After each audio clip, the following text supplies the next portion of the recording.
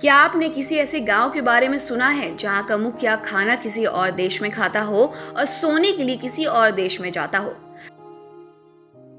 अगर आपने ऐसा कुछ नहीं सुना है तो हम आपको बता दें कि ऐसा अनोखा गांव भारत में ही है।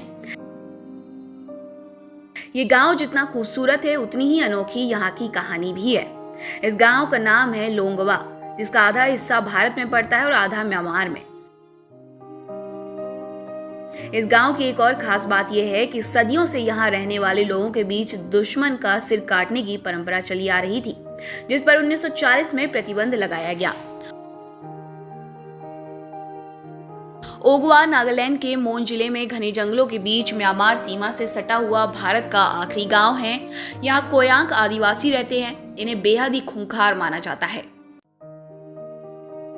अपने कबीले की सत्ता और जमीन पर कब्जे के लिए वो अक्सर पड़ोस के गांवों से लड़ाइयां किया करते थे।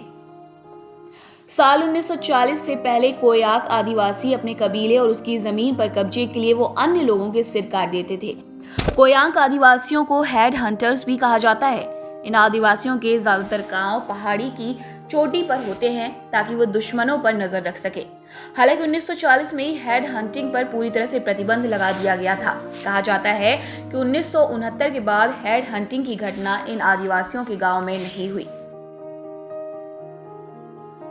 कहा जाता है कि इस गांव को दो हिस्सों में कैसे बांटा जाए, इस सवाल का जवाब नहीं सूझने पर अधिकारियों ने तय किया कि सीमा रेखा गांव के बीचों बीच से जाएगी, लेकिन कोयांक पर इसका कोई असर नहीं पड़ेगा। बॉर्डर के पिलर पर एक तरफ बर्मीज में और दूसरी तरफ हिंदी में संदेश लिखा हुआ है। कहते हैं कि कोयांक आदिवासियों में मुखिया प्रथा चलती है। ये मुखिया कई गांवों का प्रमुख होता है। उन्हें एक से ज्यादा पत्नियां रखने की छूट है। फिलहाल जो यहाँ का मुखिया है उसकी 60 बीवियां हैं। भारत और म्यांमार की सीमा इस गांव के मुखिया के घर के बीच से होकर निकलती है। इसलिए कहा जाता है कि यहाँ का मुखिया खाना भारत में खाता है और सोता म्यांमार में है। इस गांव के लोगों को भारत और म्यांमार दोनों देशों की नागरिकता मिली हुई है।